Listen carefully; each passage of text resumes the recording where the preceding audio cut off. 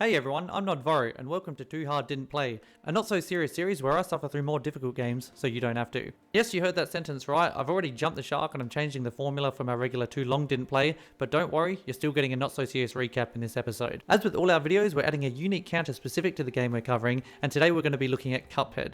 With today's counter being the I suck at this game, make me a game journalist counter. I want to stipulate that this isn't a count of all the deaths throughout the playthrough, but rather the repetitive failures which made me want to put my controller through a wall and then reevaluate my life. I'm also going to be putting in a difficulty tier ranking as we complete each boss, and with that out the way, let's find out if we can beat the tutorial unlike a specific game journalist, and much like journalists themselves, rob people of their souls after we beat them to death. Welcome to Hard Didn't Play.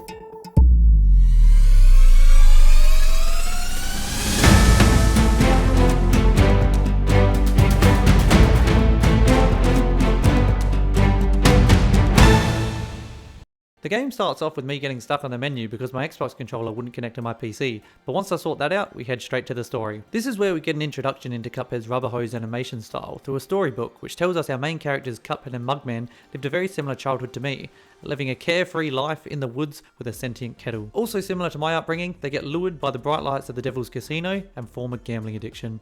Unlike me though, things start out alright for the brothers as they get in a winning streak, mocking this guy as they roll mini versions of his decapitated head as they play craps. Their winning streak quickly gets noticed by the casino's owner, Mark Pellegrino, who tempts them with a ridiculous offer that no one would ever take.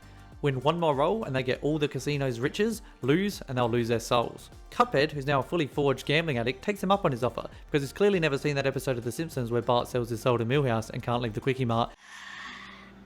Way to breathe, no breath. So he decides to roll the dice, which I guess is where that idiom comes from, and he loses. As with most modern day people, they don't take responsibility for their actions, so they decide to challenge the devil to a rock-off so they can have the chance to rock his socks off. Unfortunately, the brothers can't just play the best song in the world to save their souls, and the devil declines. Luckily, these two have a bachelor in whining because they complain a little bit more to the devil, and he eventually caves, cutting a deal with Cupman and Mughead, and tells him if they go out into the aisles and collect the souls of all runaway debtors, they can have theirs back. With our mission now outlined ahead of us, we head back to Elder Kettle to seek some guidance. Talking to Elder Kettle, he uses all his wisdom and summons up some solid parenting advice to go to the Inkwell Isles and beat the shit out of runaway debtors, and he'll figure something else out in the meantime. The Elder Kettle then reaches into his bag to pull out some more wisdom and pulls out some steroids, which we take without question and become more heightened than a man who's just snorted some serious rock. Hopped up on performance enhancing drugs, we decide to leave Elder Kettle and enter the tutorial where the game starts. The tutorial seems easy enough to begin with, and I don't know how anyone would struggle with this. Ah, shit. After the initial struggle, we eventually prove we're too good at video games to be a games journalist and pass the hardest part of the tutorial, jumping over this minor hurdle. After we pass that insurmountable challenge, we learn the rest of the moves of this game, which is descend, shoot, lock on and shoot, and parry. We also get told to press B for this thing called an X move, so we do so, but rather than take my kids in the house, it's just a super powerful move you can use later on. We're ready and prepared to tackle the world, so we leave the safety of our home and enter Inkwell Isle, where we immediately get OCD and start trawling every edge of the map in case we miss something. After finding nothing, we go and talk to this apple sitting on a bridge, and rather than talk him off the ledge, we quickly rob him of all his money. With our pockets full, we continue on to Porkrind's Emporium, which is a shop in this game which gives you the ability to upgrade powers and abilities. I can only imagine going to use the money we just stole from the apple would really hurt that guy to his core. Inside the Emporium, we meet Porky Pig and decide to buy a smoke bomb, which gives us iframes similar to a Dark Souls game. That's all, folks. So we leave the shop, and this evil looking pig, who surprisingly doesn't turn into a villain later, reminds us we have to equip the smoke bomb as a charm, or else it's useless as shit. It's time to get this show on the road as we head into our first level, which is a running gun. I'm not going to be ranking these on our boss ranking list, because as you'll see throughout this video, these levels turn from running guns into run and point a gun at my own head and shoot myself, and I hate these so much. That got a little dark there, so let's move on. Our first running gun is a trek through the woods like we're Hansel and Gretel, where our first attempt shows nothing but incompetence as we take 3 of the softest hits ever, all culminating in this useless death. On our second attempt, we prove ourselves to be useless once again, falling into this pit worse than Bruce Wayne the first time he tried escaping in The Dark Knight Rises. In our third attempt, this flower kamikazes us out of nowhere, and in our fourth attempt, we're more greedy than Scrooge McDuck, so we die trying to collect all the coins. I'm going to skip over our next death, or else this video would be longer than the devil's dick, but finally, on our sixth attempt, it was at this moment when this smug looking cup arsehole rated me a B like my 5th grade teacher, I made the decision that this was not going to be an S tier run, and that we're just going to be happy passing these levels. We've made it out of the run and shit successfully, jacked up on cash, so we head back to the animal farm shop. Browsing this pig's black market, we decide to turn ourselves into Captain Boomerang. buying the roundabout gun. We're helped up now with our new weapons and we go looking for a fight, so we head to this garden and we come across the root pack. In the first phase of this fight, we verse this absolute spud of a boss, which is a potato, which we dispatch of easily, which turns him into Macaulay Culkin in Home Alone. When this onion spawns and starts Macaulay sulking, we don't have to do much here other than just stand next to him and shoot. This puts us into the third phase against this carrot. Clearly, carrots aren't that good for your eyesight, as I end up getting hit doing absolutely nothing, but overall, we end up killing the root pack and collect their souls. Delicious. For our list, we're going to give the root pack a D.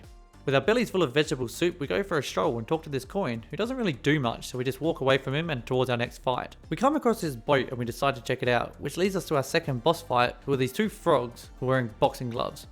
They're frogs! And they're wearing boxing gloves!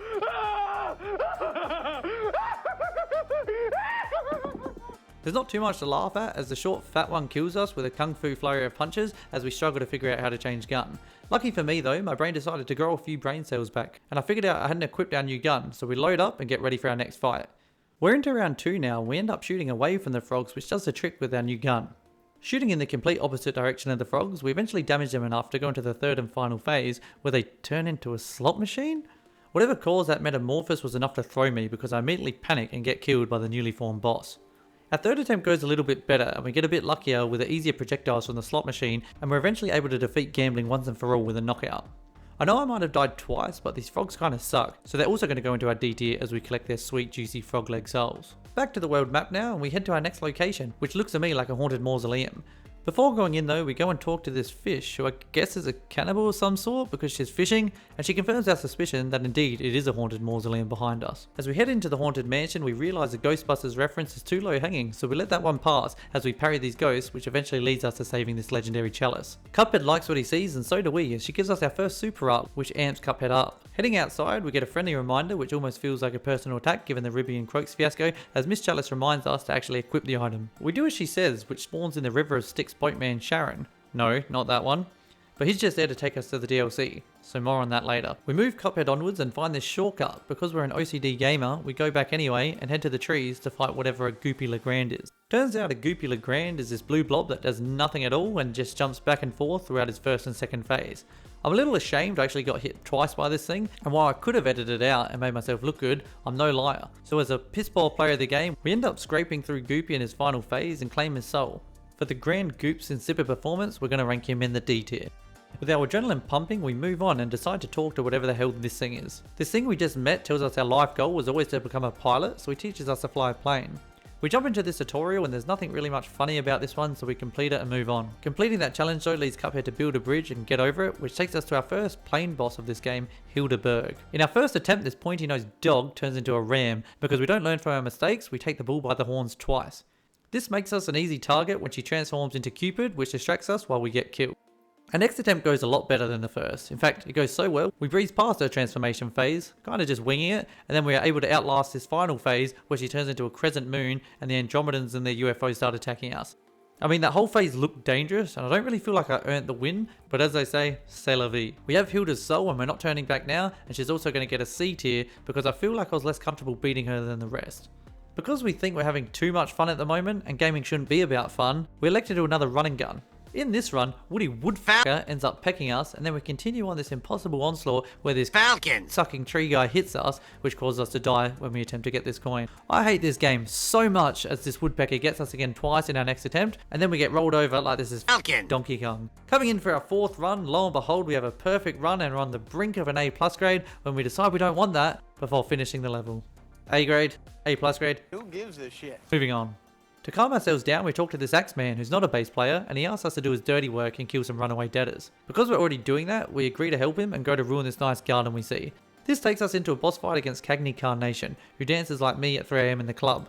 Mesmerised by his moves, we end up copping a few hits which kills us. Never mind though, because in our second attempt we're able to resist the siren song of his moves and progress on to the next phase where he turns into Goku and starts trying to Evil Dead us with his sprouts.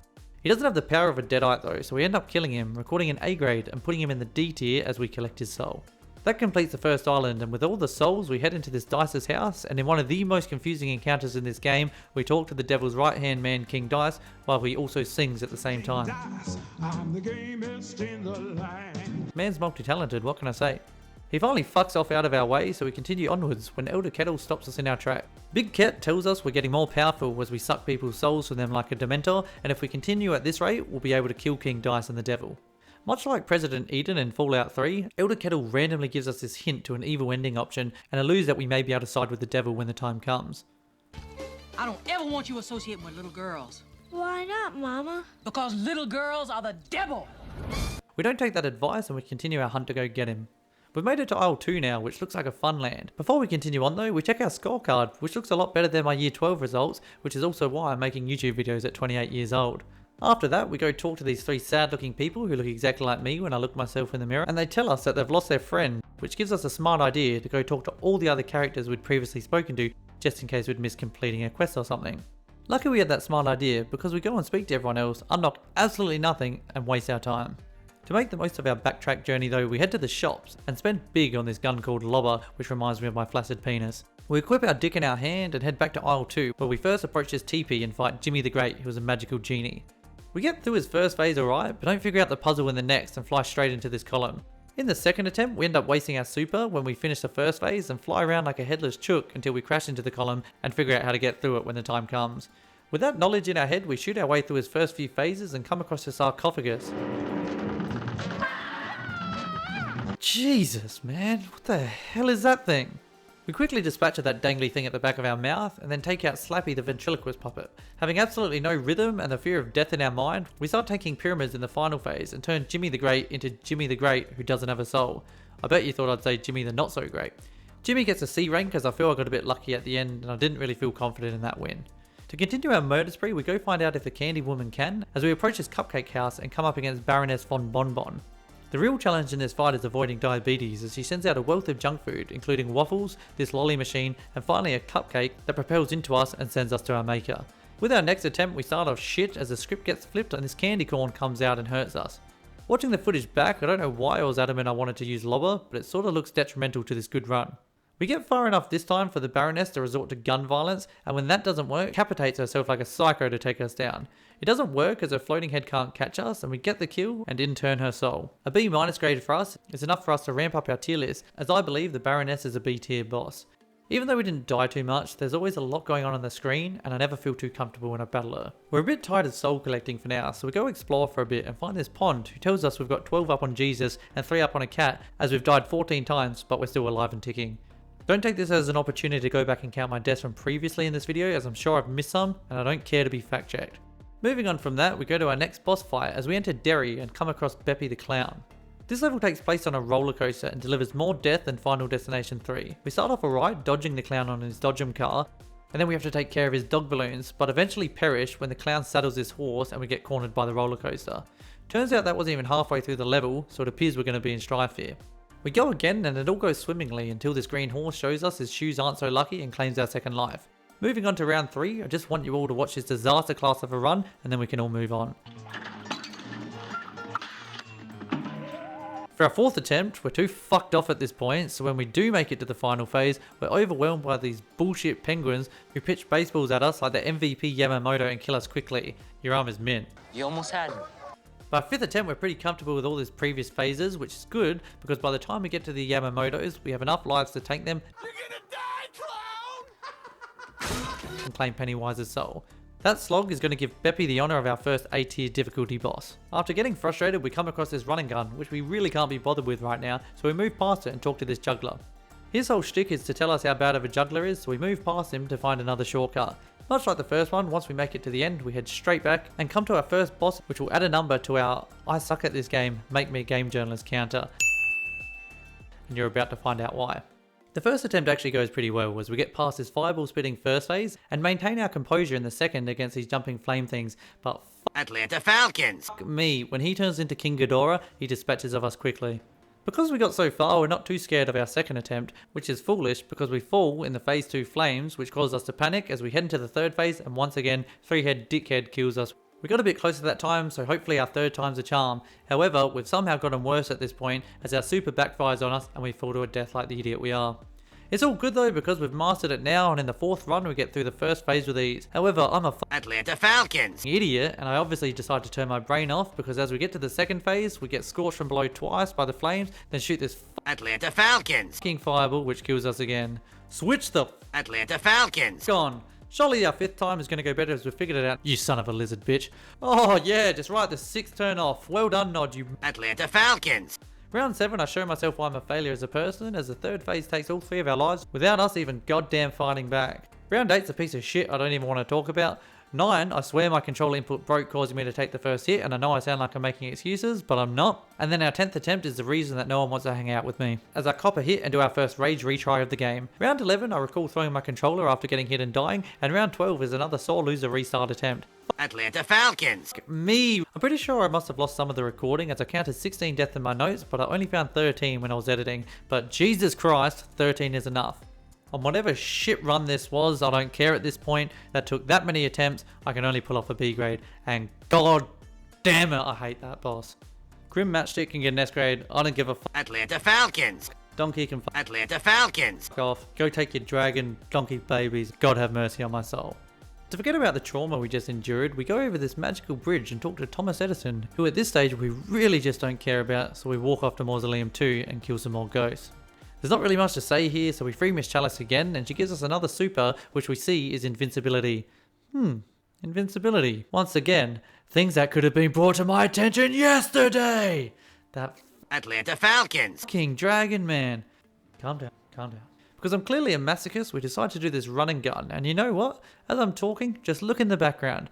I'm not going to walk you through my deaths anymore, one by one, reliving every painstaking moment of death from these Atlanta Falcons. fucking starfish and this bullshit French horn thing that I know isn't a French horn, but I have no idea what it is. Is it a saxophone? Bleeding Gums Murphy would be rolling in his grave at this shit. We end up passing that run and gun after 17 attempts. 17 attempts it took to beat those bullshit trombones and those duck-wheeling absolute dogs. Add a number to our counter and move on. Life's getting hard at this point, so once again we go to the shops where we can try to buy ourselves happiness. Whilst we're there, we splurge a bit and buy a shotgun. Groovy. And this Zeus looking gun called Converge. Because Lobber's been pretty crap for us, we swap it out of our loadout and wield the power of Zeus instead. Exploring this pretty simple map, I somehow get lost and just aimlessly walk around for a bit, which should have been a hint that it was time for me to take a break. But instead, we go to Funfair Fever, which is another running gun. This level took me 12 attempts of being a Atlanta Falcons. fucking idiot to get through. I swear these should not be that hard, but add a number to our counter and let me show you the shit I had to endure this time. This mission starts off with this sentient damn trampoline that won't stay still and launches you into these enemy balloons. After that, you get to deal with these cannons lobbing shit at you before taking on this machine or whatever the hell it is with a shotgun.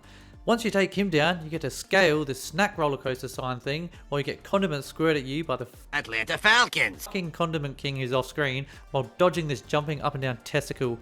12 attempts it took me to get through that torture, and my god was it satisfying when I got to execute this hot dog and wipe that smile off his face. Chop that you dog, I got A grade.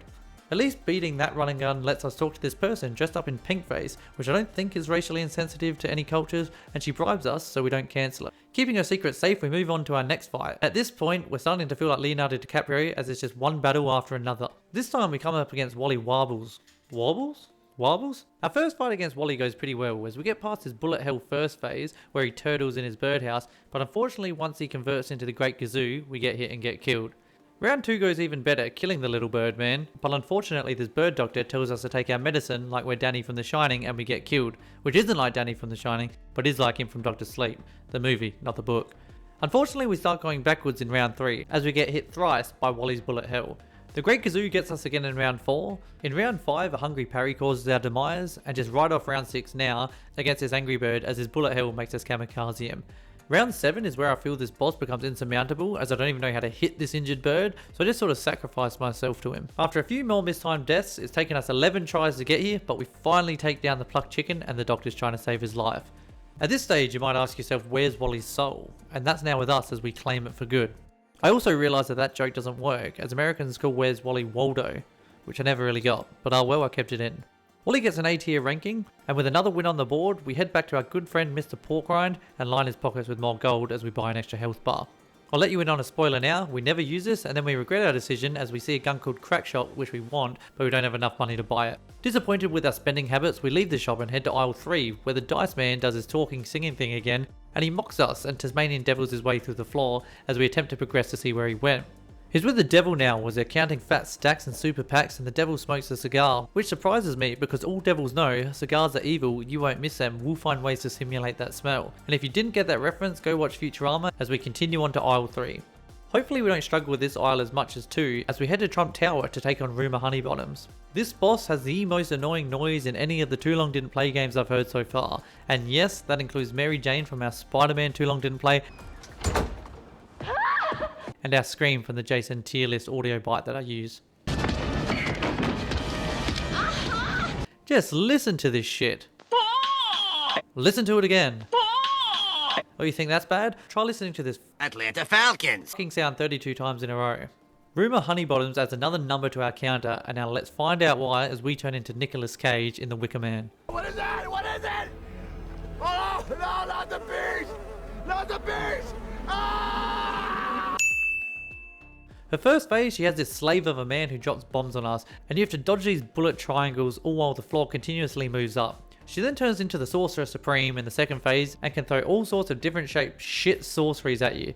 In our first attempt though, we get through all of that and get to the last phase where she transforms into a plane that somehow has buzzsaw hands like she's Andy from Fallout 3, the Great Cake Destroyer. It's only our first attempt, and some poor controller workmanship by myself means we just sort of fall into her, but it's all good because look how close we got, and at this stage I think it's going to be easy. Won't it? On to our second attempt now. That's funny. At this point, I realised I fluked the first attempt as this luggage guy just starts bending me over a barrel and showing me the 50 states. Absolutely nothing changes for the next few attempts as he continues to have his way with me without even paying for dinner first. This absolute torture goes on for a few more attempts when I just decide to let myself drown in my misery as I attempt to compose myself. Let's fast forward to round 10 against this Atlanta Falcons. sucker, and I finally do get past him, but obviously, because I'm a coward, I panic at the sight of seeing a different phase and decide to jump into Rumour Honeybottoms in my first decent run since attempt 1. Round 11 doesn't go any different to any of the previous rounds at all, and then for the next 10 kills, I'm not even going to subject you to reliving my struggles, but it took 22 attempts. 22 attempts and I still couldn't defeat this bee. Have a look at this shit. Have a watch of my last attempt at this playthrough and that Atlanta Falcons. f***ing luggage Atlanta Falcons. sucking Atlanta Falcons. kid gets the better of me one last time, so I rage quit and I call it a day. Now that I've woken up on the right side of the bed, I feel more positive and the world feels new as we jump straight back into Cuphead and the game. We're now into round 1 on this attempt and round 23 overall, and it seems to be going well. Oh, for Atlanta Falcons. sake, why did I just jump into it? For Atlanta Falcons. me. God damn it took me one attempt and I'm angry again. So for that, we're going to add another point to our counter because that's how much this bee pisses me off. Let's jump forward to round 29 and look at her kill me again, and look how close I was, and I can't do it. Lucky for us though, the spirit of John Cusack is within me. Because I'm here to do a job and I don't rattle, we get to our 30-second try, and in this glorious moment, I claim the soul of Rumour Honeybottoms. And would you look at that, as if God is mocking me from the heavens above, this is the only boss I was able to achieve an A+ in. I'm not even proud of that though. You think after 32 attempts at something, you'd be able to master it. But my lord, let's move on at this point. Rumour Honeybottoms gets an S tier, or whatever the shit she wants, I don't care anymore. And I don't even give a shit. You know what? I'm about to say it. I don't even care if all the bees in the world died at this point. In fact, I'll lead the charge of the culling. With that, that has to be the most satisfying soul we've claimed yet, so we move on to a beach vacation and talk to Captain Jack Sparrow before heading into this pirate ship. Next up is Captain Brinybeard, and I swear that this pirate isn't the easiest boss ever, but after the torture I was just subjected to, we hit our stride a bit and is not too much of a challenge for us. His first phase, we have to avoid him inking this squid and his sentient ship spitting cannonballs at us, which we don't do too well in. And then in our second attempt, we sort of just get killed in this death, which we calmly accept. And by the time we get to our third attempt, we're able to master all his phases, including this third phase where his ship gets this screen clearing move that's way too easy to duck under. And we defeat Blackbeard and claim his ship's soul, sending him to Davy Jones's locker as we breathe a sigh of relief. It took us 3 attempts to take down Captain Brinybeard, and for that he gets a B tier difficulty ranking. Cuphead's feeling pretty good about himself, he has his sea legs, and we think it's time for another run and gun. Yay. And what is becoming a common theme for this video, let's just add another number to our game journalist counter and see what unfolds. This run and gun defeated me. I don't even care to talk about it this run. And yes, I could talk about the bullshit flying fish flying around flapping their wings. Yes, I could talk about these urchin things or whatever the hell they are that shoot shit across the screen as you try to run past them. And yes, I could vent about this octopus at the end that swims so fucking slowly you have to dodge these flying shrimp for way too long. But nothing pisses me off more than this stupid lobster that backstrokes across the map like he bloody owns the place. And somehow he's got the ability to shoot lightning out of his hands. I hated doing this run and gun. It took me 26 attempts to beat this thing, and every time I had to watch the lobster backstroke like he was Michael Phelps. Why does he even need to swim that way? That's not how lobsters move. I cannot stand the running guns in this game, and let's move past that one. At this point in my playthrough, I can feel my blood pressure rising significantly, and I don't want to head to the doctors, so instead we head to Mausoleum 3, because they're usually stress-free events. Does anyone actually really care about me defeating these things?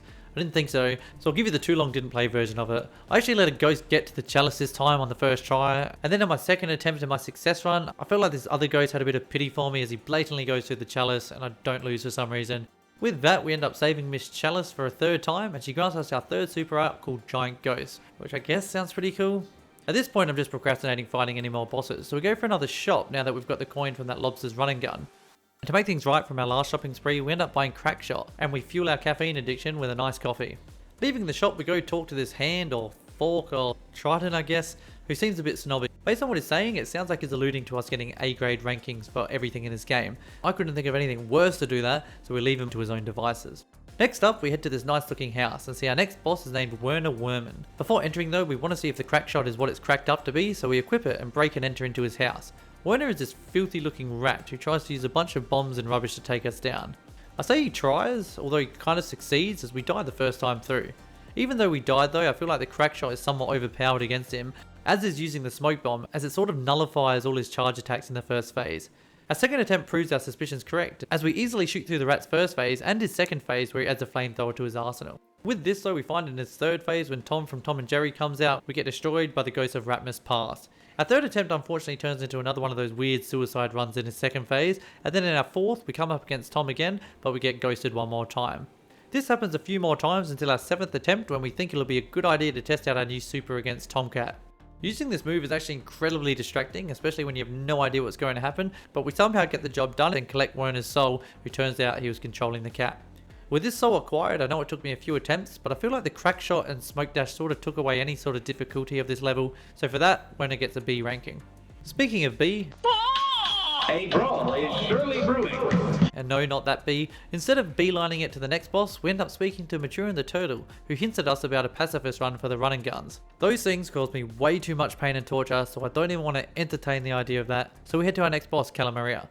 During the first stage, she uses the power of the ocean against us, and I must have hit Neo from the Matrix mode as we get through this phase with no problems. Calamaria then introduces a Medusa move that turns us into stone in her second phase. But again, we make short work of her and her eels, where she removes her head and takes us down this narrow corridor whilst turning us into stone. I honestly don't know how I beat her the first time, but I did, and I felt alright doing so. For that insipid effort from Calamaria, she gets a C tier ranking. Now that we have that fishy soul, we move on from that and we walk by Porkrine's shop and find a hidden coin.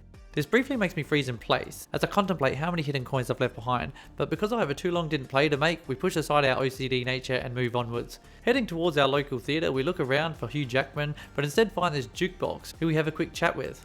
Hey mate, how's it going? And then headed to battle Sally Stageplay. During this fight, we battle the titular Sally through her phases as she sort of jumps around like a method. It's not overly difficult. As we continue on to her final phase, we end her career in showbiz with our crack shot, which makes her movement around the stage completely trivial. With that, we have another first time soul of Sally, and due to the lack of any sort of challenge, I'm actually going to put her in the D tier. Who would have thunk it on aisle 3? Surely there can't be too much of this game left, so we check our task list, and unfortunately I see we have another running gun to complete, so we head out to find it. Once again, unfortunately for us, I find it immediately, and I'm sure you get the point by now, yada yada yada, this is bullshit. Die a couple times near the end. Yep, see how close I was, funny isn't it? Add another point to the counter. It's done, thank God. At this point these running guns have really taken it out of Cuphead and me, because I walk to this nearby junkyard, and I think I'm ready for the next battle when I accept the fight against Dr. Cull's robot, the Iron Giant. As the Iron Giant once said, you stay, I go, and that's very relevant as I get immediately overwhelmed by the first phase and die, and as Dr. Cull says, you stay, I go, to bed, as I rage quit. You are who you choose to be though, and I choose not to be a quitter, so when we restart our next playthrough, while I do initially debate running away with this shortcut, we return to fight the robot. Our second attempt goes a bit better than the first, as we destroy the robot's head, stomach and heart, and get to the second phase where these cat bombs kill us. Our third attempt goes much worse, as the robot has stretchy bender arms as they catch us off guard. Our fourth attempt turns into a classic take a hungry hit early, then panic and die, but our fifth attempt is our best yet as we get to the final phase. However, this jewel thief of a man just spits absolute diamond hell at us until we eventually die. Attempt number 6 is another write-off because I'm an awful player, and believe it or not, in lucky number 7, we come up clutch after losing 2 early lives and avoid his diamond spam long enough to collect Dr. Carl and his stupid robot soul. Maybe it's because he didn't live up to the hype of being the hardest boss in the game. I was quite underwhelmed by the robot, so we're going to rank him an A on our tier list, just falling short of the S tier. With only one boss left of the original 3 Inkwell Isles, we head to the last battle and come across the Phantom Express. As the great Bruce Springsteen once said, "This train carries saints and sinners, this train carries losers and winners, this train carries a giant ghost and skeleton trying to kill you." Our first attempt goes the exact way Bruce said, as the second phase skeleton gives us a massive high fives which sends us to the grave. In our second attempt, I obviously hadn't eaten that day, as I go for a hungry parry which takes me out as we get to the final phase. Somehow against all odds in our third attempt, even though we haven't been too convincing, we get past the third phase where these lollipop men start shooting lightning at you, as we make it to the final phase where we must defeat the train itself. Once again, I know I've said it before, but I don't really know how I did this, as I had literally no idea what the fuck was going on my screen, but we survived with 1 life. We're going off the rails on this crazy train as we claim its soul and rated a lowly B on our tier list, and with that, we have all the runaway dead as souls and we're ready to move towards the devil. It's time to return to where it all began, and once we enter the casino, Cuphead the gambling addict heads straight for the casino floor to fight King Dice, where we fight his addiction with more gambling. As with all great villains though, this pencil moustache Dice wants to monologue a bit before our fight and turns into Jigsaw before we enter his arena. King Dice's fight is a little bit different, as you have to roll a dice to see which mini boss you verse, as you try to avoid bad rolls until you finally come up against the dice himself. Our first roll shows you why we don't gamble in real life, as we roll an unlucky 1. The first mini boss is these alcoholics who we make pretty quick work of once we figure out their patterns. Lucky for us, Lady Luck is on our side with the next roll as we pull a 3 and land on a safe square. Luck doesn't last for too long around here though, as we roll another 1 and we come across a Domino who's having the time of his life on this swing. Doesn't really do much other than vomit up the occasional Dungeons and Dragons dice, the Dodeca dice, Tron, whatever it's called, so once again we dispatch of it really easily. We then roll a 2 which puts us into this crackhead of a horse's racing track. His jittery movements stress me out quite a bit, but we do what we can and we end up defeating him. Once again we roll a 1 and land on a safe square before rolling a 2 and come up against this 8 ball. I won't bore you with this, as this guy literally does nothing and we beat him to a pulp. We stress out a little bit more in our next roll, but luckily we're able to roll a 2, meaning our final roll can be anything but a 1. I bet you thought I was going to roll a 1, but we end up making it to the end of the board and come up against the King Dice himself. Now this guy has an ace up his sleeve, and I mean this literally, as he sends these cards at us testing out our parrying skills. Lucky all those mausoleums throughout our playthrough though helped us, as we sort of just breezed through this and end up not only defeating the king himself, but also scoring an A+, which surprises me quite a bit. I feel like King Dice was harder than that result shows, so I'll give him a B tier ranking. With his right hand man out the way, it's time to take on the devil. So we head out of the casino and we enter his lair, and we get greeted with another monologue where he shit talks the dice we just destroyed. We then get given that moral choice that was alluded to before by the kettle, but because this isn't our Fallout 3 Too Long Didn't Play and we're not an arsehole, we refuse the devil's deal to hand over the souls and elect to fight him instead. We immediately regret that decision as we enter the fight and the devil claims our soul with his trickery. In the second attempt we do a bit better, getting through his first phase, but we don't realise his skeleton has a hitbox, so we cop a hit, making us panic, and we die in the third phase as we have to look at this guy's Cheshire Cat grin. The third one is just overwhelming, and fair play to the devil, he's the better man on the day, and now that I've proven to you I'm not a sole loser, I don't want to be that guy, but I just genuinely disagree I missed his parry in the fourth run, so I sort of split the dummy and die. In the fifth round I run to my death for some reason which isn't too entertaining, and the sixth is a write-off as the devil bests me, which is reminiscent of our seventh run too. In our 8th attempt, we feel like we're having a great run, and then we enter the final stage where the devil starts crying like a baby, which of course means I almost choke and lose all my health. But lucky for us, we're able to tank him, we hold on and we get the win. With that, we've done what many of us before have been unable to do and defeated the devil, removing sin from the world. Our accomplishments are met with the final chapter of our storybook, which claims to us that the brothers have triumphed, even though if you watch the playback, Mugman did absolutely fuck all and Cuphead had to do it himself. We decide to burn everyone's soul contracts, which luckily doesn't hereditary them, and instead releases them from the devil's clutches. Cuphead and Mugman have saved the day, and all our past enemies honour us with a parade, which is a nice gesture, but I never want to see that dragon and the beat ever again. So we turn the page one last time, and that ends our too hard didn't play of Cuphead. Wait, what? We're covering the DLC in this video, but we didn't in Fallout 3. Man, we're back to it as we traverse Inkwell Isle 3 again and head to Sharon, who tells us off on a faraway island Miss Chalice is stuck and has gotten lost. We agree to ride on his boat and we sail to the delicious last course. Yum yum. Oh, that's actually quite good. On arrival, we don't really do a good job of looking for Miss Chalice, as we just stand still on this jetty and do that hand gesture people do which makes them look like they're looking hard for something. Lucky for Cuphead and Mugman though, Miss Chalice comes from the astral plane and finds us instead. She offers Mugman a cookie, which he accepts, and that traitorous coward gains her physical form back as she turns Mugman into a ghost. Moving on from one of the worst Scooby-Doo impressions of all time, we follow the Chalice to this nearby bakery where she introduces us to Chef. Hello there, children. Not that one. We have explained to us that the cookie that Chef Saltbaker baked for Miss Chalice is able to return her to a physical form. Unlucky for Miss Chalice though, this is only temporary, and her and Mugman switched back. The writers were thoughtful enough to add a Deus Ex Machina to this though, and the chef says he has an ultimate recipe called the Wonder Tart, which will return Miss Chalice from the astral plane for good. He gives us the task to go collect the ingredients to the tart from Inkwell Isle 4. Of course this was never going to be easy, so we're told that each ingredient is held by a foe on the island. We leave the bakery to begin our journey when Chef Saltbaker gives us a handy tip that if we equip the cookie charm, we can fight as Miss Chalice. In case you're hoping for more Cuphead gameplay, I'm going to disappoint you now. I feel like the developers wouldn't have included this in if they didn't want you to play as Miss Chalice in this DLC, so for the remainder of this video, we're going to be doing Miss Chalice gameplay. There's no point fighting as Miss Chalice though if you don't know how to play as her, so to the size of many a game journalist, we equip the cookie and do the Miss Chalice tutorial.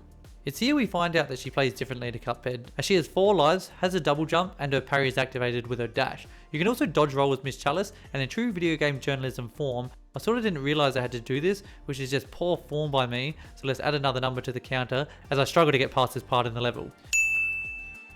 With the tutorial done, we re-enter the aisle, and go talk to this Saltbaker Glazer who gives us 3 coins. As per usual, we head straight to the shop and buy this heart ring, which again, we never use, and this broken relic, which will come up later. Equipped with our new DLC items, we go exploring, and this ladder comes down from the sky out of nowhere.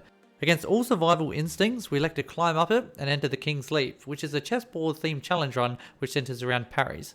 I debated taking this out of the video completely as it actually doesn't add that much, but it's a bit of fun, so let's speedrun it with some lazy chess based jokes. On our first level, we plant the pawns, and once we're done with them, we move on to the knight. He's going to sacrifice himself. No, you can't! With the knight defeated, we move on to the sniper and make quick work of it. Moving up the board, we sacrificed my rook! And then something about the Queen's Gambit beating the Queen. I kind of run out of joke steam at the end there. Lucky for us, the King didn't run out of steam though, and for severely beating up his wife and kids, he crowns us champions and rewards us with riches. What a great family man. Loaded up with gold, we return to our quest to make the Wonder Tart and find our first boss, Glumstone the Giant.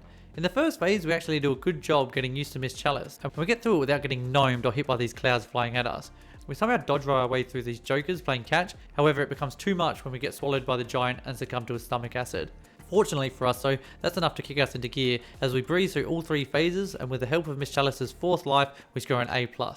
Beating the giant earns us some gnome berries, and Glumstone gets a C on the difficulty scale. It's probably a good time to test you now, and I know I didn't rank the devil after I beat him, and if you commented that, I know you didn't watch a full video. The devil gets an A. Moving on, we head to the obligatory video game ice level, and come up against this guy named Mortimer Freeze. This guy must be jacked, because in his first phase, he uses a whale like a hammer to try and crush us. We get through that, however in the second phase when he morphs into this snowman, we get a bit intimidated, and even though we finish the phase, his detached legs kick us to our death. This is another fight at the end of the day where I couldn't confidently tell you I could do it again, because even though we were able to beat Mortimer on our second run, I feel like we just luckily tanked the last phase where he turns into a snowflake, and there's no method to the madness of our gameplay.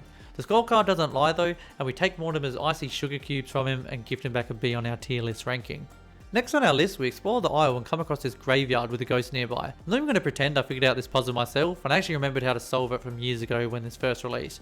Basically, you have to have the broken relic we bought earlier on equipped, then you need to go speak to these filthy showboaters and use what they say to activate the correct gravestones in order. Even knowing what I was doing, this still took me way too long to actually figure out, and our reward for cheating in this puzzle is to unlock this secret boss fight which we enter and have to battle this angel and demon like we're Tom Hanks. In this battle, I immediately get the shit kicked out of me as there's just way too much going on the screen. This boss is going to add another point to our counter as I'm truly bad at this game, and even though I figured out the puzzle early that you can only hit the one that you're looking at and can't be hit by the one you aren't, this still took me 15 tries because my brain was just not working. Look at some of these deaths. Seriously, look at them. For fuck's sake, turn around, Brandon. I mean, turn around Nodvaro, you moron. This pissed me off so much, and on the 15th attempt, I still feel like I just fluked the victory. Say what you want about these two, but I'm giving them an S tier ranking. And as a reward for battling through that, they fixed the broken relic we had. Unfortunately for us though, they make it shit. I'm glad I wasted my time doing that, so I'll leave Dan Brown's Angels and Demons behind as we head to our next bosses, the Howling Aces. This is a bunch of dogs that somehow got their pilot license, and the first phase of this fat one throwing shit at me doesn't offer much challenge. He then spawns in his little puppies in the second phase, which isn't too difficult either with Crackshot, but their letters can be a bit hard to dodge. The third phase though is where I cannot stand this fight. As soon as I get to it, they fire these laser beams, which intimidate me too much and I die. In our second attempt, we get back to the third and final phase and avoid the intimidating laser when this bullshit dog turns the map sideways and then upside down. Now I don't know about you, but my brain does not work that way. Thank God for our homing missiles, because even though we have no idea what we're doing and how to move properly in the final phase, we tank our way through to victory and defeat the Howling Aces. The Aces get a B for difficulty because they only have that one move, which I suppose would be lower if you weren't a spud like me and you knew how to handle the screen flip. I don't really know why it is, but beating them gives us their ingredient, which is a pineapple mint. So we steal that from their cold dead bodies and move on to the Red Dead Redemption portion of this game in the desert. As we enter there, we speak with this cactus girl who preps us for the prickly reception we'll get from our next boss, whose name is Esther Winchester, sister of Dean and Sam. This boss is the embodiment of a brain with ADHD, I feel, as Esther just has shit flying at you all over the stage. If anyone ever got through this on their first attempt without being overwhelmed, I would call you a liar, as we get killed as she just sucks in some sweet moolah. Our second attempt goes worse, as once again we're overwhelmed and we just get shot by everyone and everything. Our third time coming up against this cow, we make it a bit further, but the reigning safes in her second phase have a bit to say about that and they finish us off quickly. Our fourth attempt though goes a lot better as we get to her final stage, where she turns into a link of sausages and then a can of the same sausages as we chase her down. This is another fight where I must have hit Matrix mode because I had no idea what I was doing and how I was dodging everything, but luckily she ran out of life before I got squished by her sausage strands. Another victory and another ingredient down as we claim Esther's dessert limes and provide Esther with an A grading for the chaos that was that boss fight. It's time for our final ingredient now as we explore the island and find the final boss, the Moonshine Mob. The first phase of this is pretty easy as this spider just walks around aimlessly, not really doing anything. For his sake though, to save face, he ends up wheeling in the second phase, and in my first attempt I literally had no idea how to dodge this and lose all my lives pretty quickly. After that though, it's not too difficult to figure out and it's pretty easy to avoid any damage in the second phase by abusing Miss Chalice's invincibility roll. Unfortunately for me though, that doesn't save me getting tongue fucked by this anteater, not once, but twice. In our fourth attempt, we're able to knock out the anteater, but thanks to the trickery of this game, well done developers, we're not ready for the actual final boss, Slurms Mackenzie, who kills us. He didn't look all that strong though, so we decided to run it back, and now that we're ready for his trickery, we defeat Slurms pretty easily with some simple dodges, and with that victory, we get another very average score, and we get our last ingredient, Slurm. For that fight, the Moonshine Mob gets a B on the difficulty scale, which has only been ranked up because that anteater's goddamn tongue. After pillaging the innocent people on this island, Miss Chalice tells us that we're ready to make the Wonder Tart. We quickly sprint back to the bakery to share the good news with the chef, and funny that, he isn't there. Instead we're met with a trap door, which looks kind of spooky, so we decide to head down and enter this Transylvanian looking lair, walking through the halls to be met with this genuinely creepy shadow.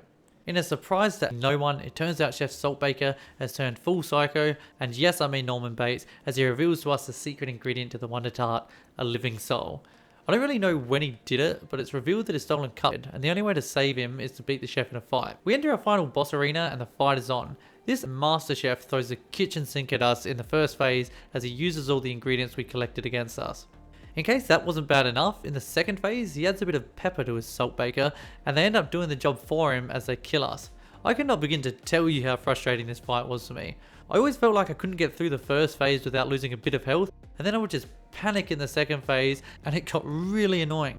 It took until my 7th attempt until we could finally see what the third phase of the fight was. However, because I'm a clown of a person and clearly want to add another number to our counter, I died at this piss easy phase where he literally does nothing threatening at all.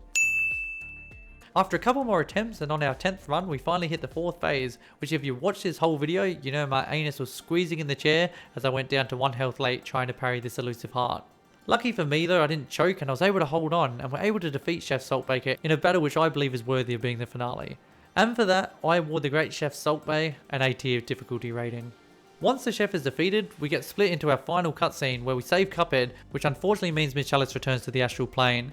Our lengthy battle has led to the bakery being destroyed as we all run out to avoid our heads being crushed.